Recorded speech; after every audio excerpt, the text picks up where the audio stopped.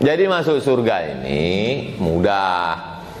Man shalla isnatai asyarata raka'ah, siapa yang sholat 12 rakaat fil yaumi wal lailah, sehari semalam, bunyalahu bihinna baitun fil jannah, dibangunkan untuknya satu tempat di surga. 12 rakaat, 2 rakaat sebelum subuh, 4 rakaat sebelum zuhur, 2 rakaat setelah maghrib, 2 rakaat setelah isya. Kok kurang? 2 rakaat. Saya sebetulnya ngetes aja.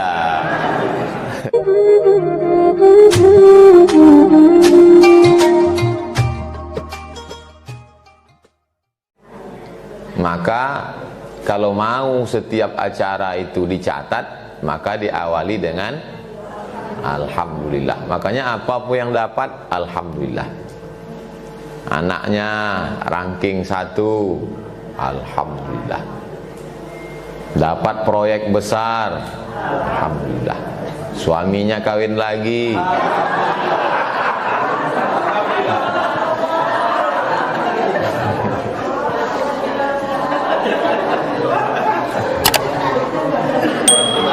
itu sekedar supaya ibu-ibu selalu waspada, karena ceramah saya ini banyak jebakan Batman-nya.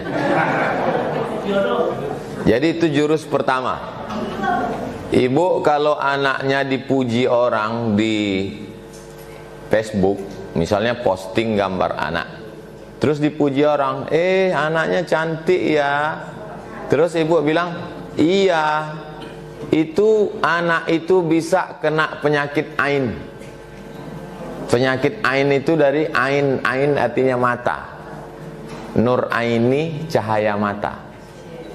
Ain artinya mata. Makanya kalau dipuji orang, ucapkan alhamdulillah dengan menyebut nama Allah, penyakit ainnya batal. Kenapa disebut ain itu penyakit ain itu dari mata? Karena begitu orang melihat anaknya lucu, imut-imut, muncul hasad dengkinya. Ini orang suaminya hitam, bininya jelek, kok anaknya cantik gitu kan? Kita yang ganteng jangan-jangan ketukar dulu di rumah sakit. Muncul ain hasad. Jadi dari mata yang dengki itu masuk jin, hantu, setan, anak itu pun jadi sakit. Maka itu fungsi alhamdulillah. Makanya setiap acara apapun namanya alhamdulillah. Kalau kita sakit, alhamdulillah. Dengan sakit dosa dihapuskan, dengan sakit kita mensyukuri sehat, dengan sakit kita bisa istirahat. Itu alhamdulillah. Terganggu pengajian karena suara telepon, alhamdulillah.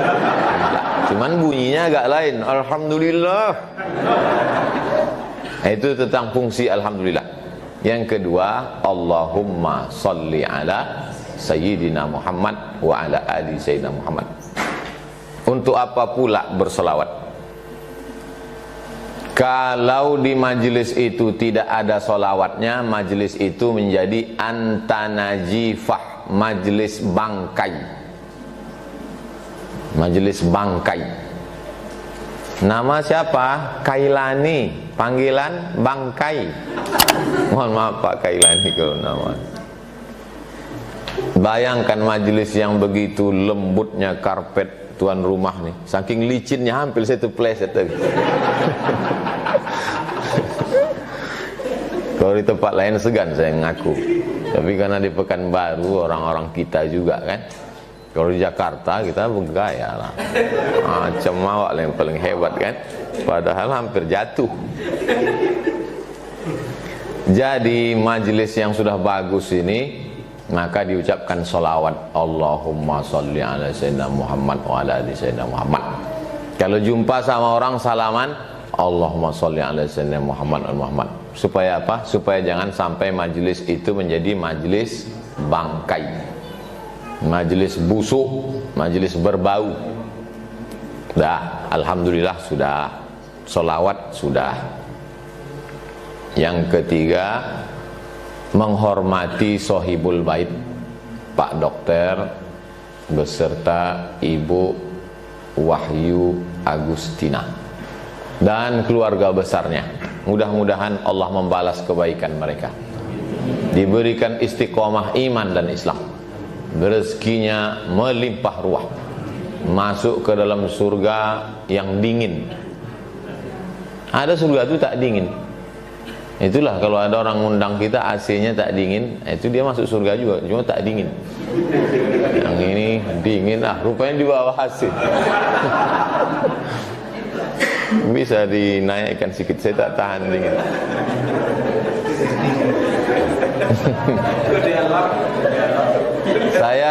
Saya kalau acara diundang orang di hotel-hotel itu, saya matikan AC. Saya tak tahan. Lama saya tanya, kenapa saya tak tahan AC? Banyak mereka ngasih alasan. Mungkin karena Ustadz nggak terbiasa. Cuman bahasa mereka itu lembut, padahal dalam hatinya Ustadz orang kampung. Alasan yang logis. Ada satu orang ngasih alasan yang logis. Kenapa saya tak tahan AC? Kata dia, Ustadz, kulitnya tipis. Kurus maksudnya. Jadi angin itu langsung ke tulang. Laisa minna man lam yahram shaghirana wa lam ya'rif syarafa kabirina. Siapa yang tak hormat sama yang tua, tak sayang sama yang muda, itu bukan umat Muhammad sallallahu alaihi wasallam. Itu maka tadi saya sebutkan Sahibul Bait kita hormati. Adik-adik saya yang muda-muda nih saya sayangi. Alhamdulillah sudah salawat, sudah menghormati Sahibul Bait, sudah. Yang keempat, saya ceramah memang begitu biasa. Di mana-mana pakai poin-poin. Poin-poin. Itu tujuan poin itu, saya kan dosen walaupun mantan. Jadi dosen itu biasa itu biar supaya mahasiswa itu terlatih. Jadi tidak kemana-mana cara berpikirnya. Selalu saya pakai gitu, pakai poin. Saya semua pakai poin. Ceramah pakai poin, khutbah Jumat pakai poin, SMS pun pakai poin. Pakai poin. Tujuannya supaya masyarakat itu terstruktur cara berpikirnya, tak ngalor ngidul kemana-mana. Yang kedua, kalau ada intel ikut pengajian, mudah dia ngasih laporan ke atasan. Kalau sampai dia salah lapor kan payah. Tak ada poin. Nah, yang keempat, tadi kan ada diputarkan video Nusaibah kan? Saya rasa-rasa di bioskop tadi.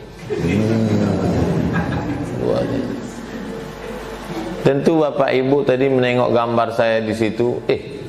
Kenapa Ustadz Somad ini berjenggot berkumis? Itu tadi pakai face app berbayar. Ada face app itu berbayar. Habis 14 hari hilang sendiri dia. Saya mau menunjukkan ke orang-orang yang mengejek saya selama ini. Kata dia, masa Ustadz Somad mukanya macam pantat bayi? Maksud dia tak berbulu. Saya tunjukkan betul. Kalau mau ku panjangkan jenggotku, kalah jenggot kau. Jenggot kau cuma 3 helai, itu kau jaga-jaga. Panjangkan, kalah dia. Kalau saya panjangkan jenggot saya ini, apalah kelebihan dia lagi, Cok? Kalau saya panjangkan jenggot saya ini, apalah kelebihan dia lagi? Titel Profesor Dr. Kiai Haji Abdul Somad LC MA PhD Datuk Sri Ulama Setia Negara Kai Jaga Mangku Dilaga. Belum buat kartu nama. Saya sampai sekarang belum punya kartu nama. Kalau sempatlah mau saya membuat kartu nama sepanjang amplop. Apa kelebihan lagi? Desertasi. Tesis saya 300 halaman. Judulnya Rijalul Muwatta' wa Sahihain alladzina dha'afahum an-Nasa'i fi kitab ad-du'afa wal matrukin jam'an wa dirasatan. Saya kalau bahasa Arab tuh macam kumur-kumur aja. Desertasi saya 637 halaman. Judulnya Syekh Hasyim Asy'ari wa juhuduhu fi nasri sunnah di Indonesia. Ijazah saya 3-3-nya luar negeri. S1 Al-Azhar, S2 Maroko, S3 Sudan. Titel panjang, disertasi tebal, sarjana luar negeri. Tiba-tiba aku panjangkan lagi jenggot. Apalah yang tersisa untuk kalian? Sangkanya wak ecek-ecek. Kenapa sombong kali bahasa Ustadz? Sombong kepada orang yang sombong itu sodakoh. Jadi kalau nampak orang sombong, sombong kita. Saya gitu. Saya karena tadi dibilang, kemana kita acara nih Ustadz? Kita ke rumah Pak Dokter, rumah Bu Tina. Siapa itu? Pegawai PPAT dengan notaris. Kalau gitu saya numpang mobil Ustadz aja ya. Nah itu. Karena saya tahu orang PPAT ini tak sombong. Maka saya numpang mobil beliau.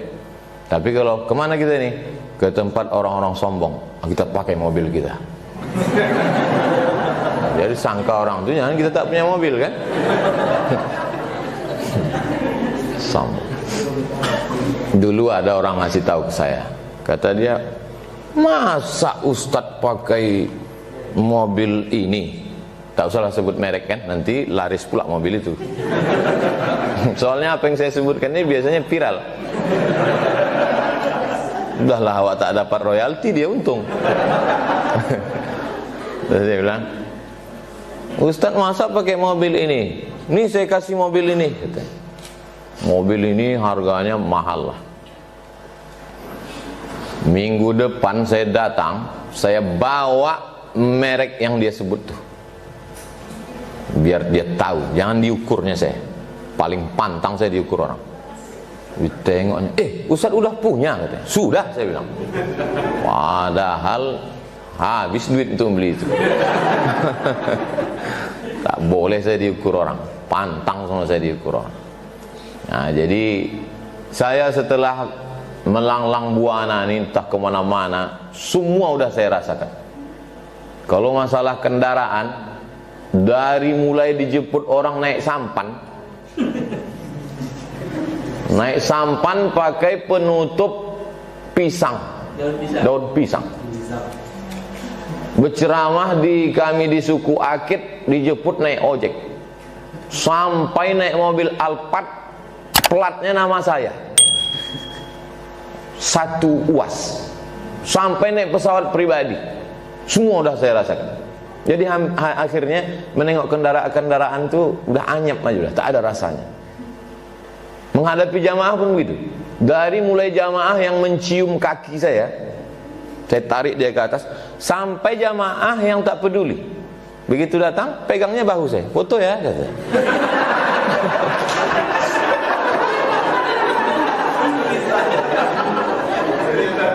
Sampai jamaah yang mencaci maki yang di internet tuh, somat anjing, somat babi gitu, somat setan. Jadi saya udah datar aja udah dunia, rata aja udah. Nah, gitu. Nah, jadi rupanya begitu cara Allah mendidik perasaan kita. Dulu saya waktu awal-awal ceramah, duduk di samping camat, ciut sih, menggeletar gitu, segan sama camat. Sekarang bupati, gubernur, menteri sama aja udah rasanya. Karena saya menolak jadi wakil presiden.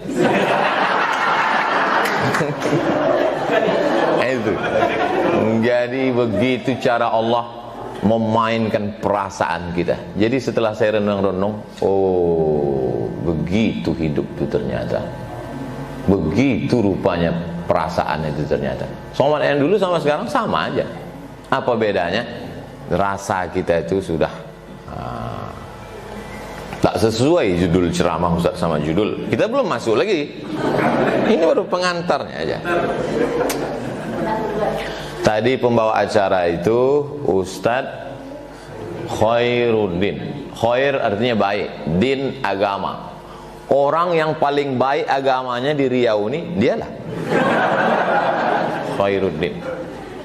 Dan kalau mau mencari menantu, mencari suami adalah orang yang paling baik agamanya.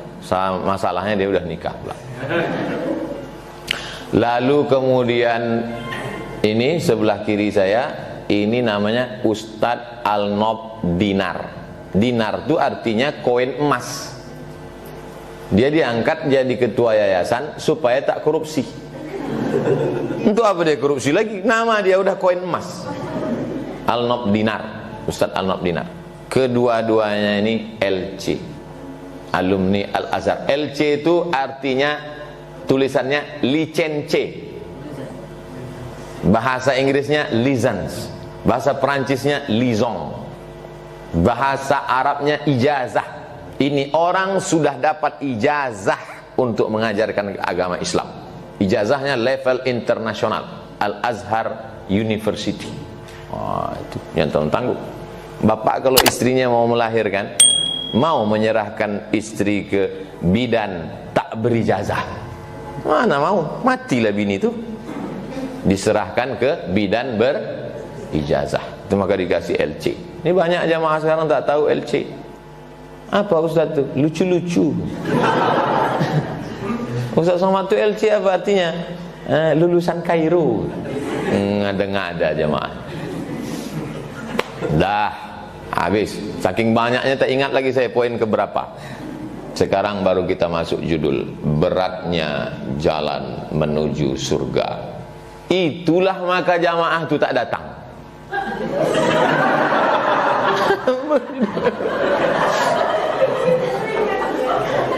Sebetulnya orang PPAT ini banyak udah mau datang, notaris-notaris nih. Pas di share tengoknya beratnya jalan, nanti aja lah. Makanya kata Nabi, basyiru, berikanlah kabar gembira, la tunafiru, jangan buat orang lari, yassiru, berikanlah kemudahan, wala tu'assiru, jangan persulit. Makanya ketika ada sahabat bertanya, ya Rasulullah, kalau aku ikut jihad aku masuk surga tak? Langsung kau masuk surga, kata Nabi. Coba seandainya waktu itu sahabat itu nanya, Rasulullah, kalau aku jihad masuk surga enggak? Lalu dijawab Nabi pakai ini, beratnya jalan menuju surga. Kata sahabat, tak jadilah, kata. Makanya saya termasuk. Coba tengok komen-komen di YouTube tuh. Kenapa jamaah tuh senang ceramah saya? Karena simple, ringan, mudah dipahami. Saya baca komen-komen tuh, jangan sangka tak baca. Mudah kami pahami ceramah Ustadz. Yang ribet, yang jelimet, yang susah payah itu mudah kami pahami. Kami ini kan emak-emak susah paham Pak Ustadz. Gitu. Memang logika emak-emak ini susah dipahami. Sain kanan belok kiri. Bapak Ibu yang dimuliakan Allah Subhanahu Wa Taala. Jadi masuk surga ini mudah. Man shalla isnatai asyarata raka'ah, siapa yang sholat 12 rakaat fil yaumi wal lailah, sehari semalam, bunyalahu bihinna baitun fil jannah, dibangunkan untuknya satu tempat di surga. 12 rakaat. 2 rakaat sebelum subuh, 4 rakaat sebelum zuhur, 2 rakaat setelah maghrib, 2 rakaat setelah isya. Kok kurang? 2 rakaat. Saya sebetulnya ngetes aja. 2 rakaat sebelum subuh, 4 rakaat sebelum zuhur, 2 rakaat setelah zuhur, 2 rakaat setelah maghrib, 2 rakaat setelah isya. Bukan payah, masuk surga. Man bana masjidan, siapa yang bangun masjid, banallah mislahu baitan fil jannah. Siapa yang bangun masjid, dibangunkan satu tempat dalam surga. Mudah. Cuman yang sulit itu bagi orang yang malas dan orang yang pelit.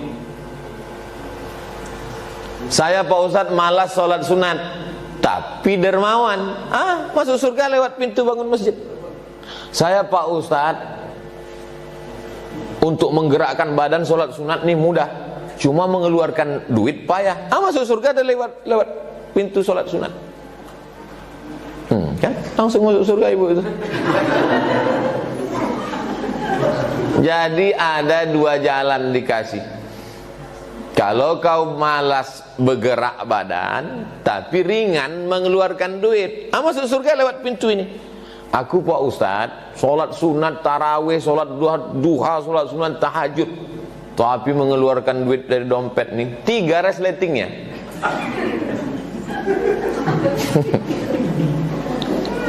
Jadi sebetulnya ini adalah pilihan.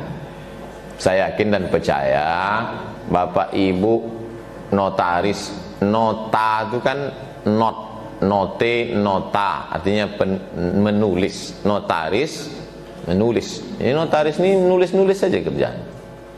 Orang mencari duit, pergi pagi ke sawah masih bisa dibedakan mana orangnya, mana kerbaunya. Ini orang, ini kerbau. Sore pulang jam 5 sama bentuknya. Entah mana orang, entah mana kerbau. Berapa dia mengeluarkan zakat? 10%. Zakat petani yang tidak pakai irigasi, pakai tada hujan, 10%, Bu. Jadi kalau dapatnya hasil sawah itu 10 juta, berapa zakatnya? Kok cerita duit ini banyak yang tak paham. 1 juta zakatnya. Bayangkan, tiba-tiba ada orang notaris yang cuma nulis-nulis saja kerjanya. Itu pun orang lain pula nuliskan. Dia tinggal nengok-nengok aja, buka-bukanya, liur sikit. Sekian ini. Pas diminta zakat, berapa zakat notaris? 2,5%. Kira-kira mudah tak masuk surga itu?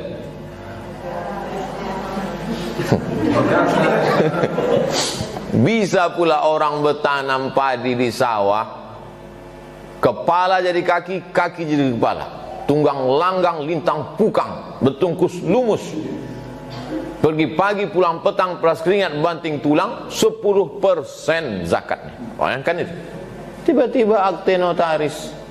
Makanya untung petani itu tak pandai ceramah. Kalau pandai dia ceramah, berceramah dia, judulnya betapa tak adilnya Tuhan. Jadi ada orang di Pekanbaru nih.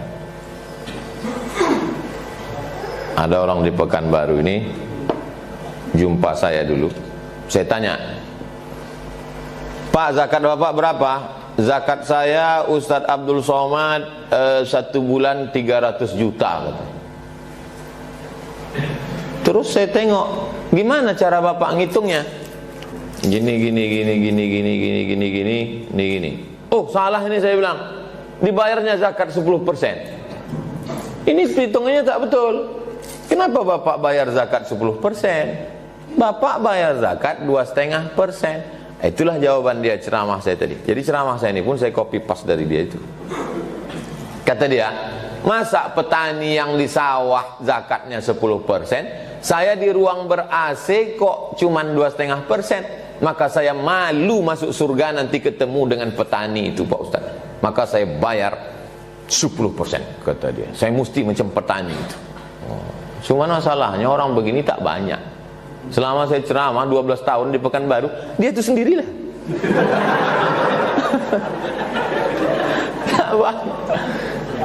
Makhluk-makhluk begini ini mesti dibudidayakan. Bisa pakai hidroponik, yang tanpa tanah, pakai air aja, bisa juga langsung ke tanah. Makhluk-makhluk yang begini ini sudah asing sekarang, macam Jurassic Park, udah jadi dinosaurus, aneh. Oleh sebab itu saya bangga. Tadi ungkapan kata sambutan dari Ibu Tina, ada seperti kalau saya menangkap ya, mungkin Bapak Ibu lain cara menangkap. Yang saya tangkap, beliau seolah-olah ingin mengatakan ke saya, mohon maaf jamaahnya enggak banyak. Ibu ada menangkap gitu tadi? Ya. Ada. Nah, salah. Ustadz, sebenarnya ini banyak undangan, cuman saya pribadi tak pernah melihat, bagi saya 100.000 orang di Gelora Bandung Lautan Api, bagi saya udah sama aja udah, setelah sekeliling-keliling. Karena tiap hari saya ceramah, memang saya berdua aja sama kamera, itu tak ada orang. Hai jamaah dimanapun berada, gitu saya. Berdua aja. Nah, itu. Jadi bagi saya ini udah ramai. Itu. Jadi akan datang kalau ada di mana-mana orang, Oh nggak enak lah, ngundang Ustaz Somad tuh mesti ramah, saya sudah tidak di level itu lagi. Berapapun orang, bagi saya sisa hidup saya ini saya anggap ini bonus dari Allah SWT. Tadi malam saya menjenguk kawan saya satu kelas di IAIN Susko. Tahu Bapak Ibu IAIN Susko?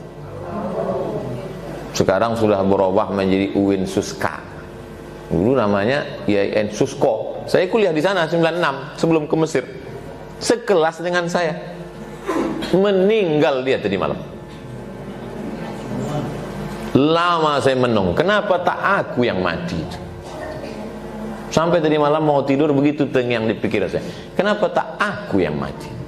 Dia anaknya 3, bininya 1. Aku anakku 1, bini tak ada. Mestinya aku yang mati.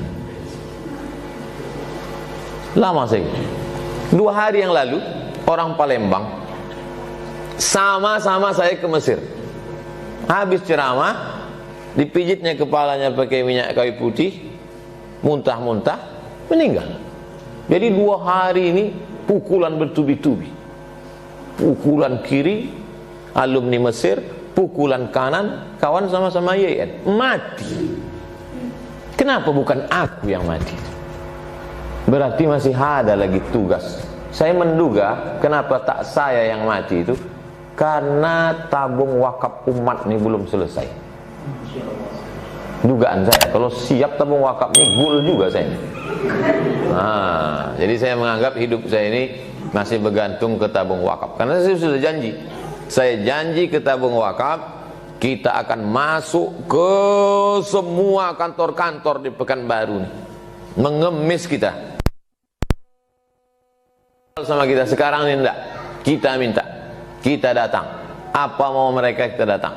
Yang penting berdiri tabung wakaf umat nih, habis itu berdiri masjid, berdiri pesantren, berdiri SDIT, SMPIT, SMAIT, SD tahfiz, SMP tahfiz, SMA tahfiz, sekolah anak yatim fakir tak mampu. Habis itu mau matilah. Dan kita udah tanda tangan situ. Saya yang bertanda tangan di bawah ini Abdul Somad. Ini tidak hak milik, tak ada kait mengait dengan anak cucu saya. Ini lillahi ta'ala, akan kita balikkan kepada umat. Selesai.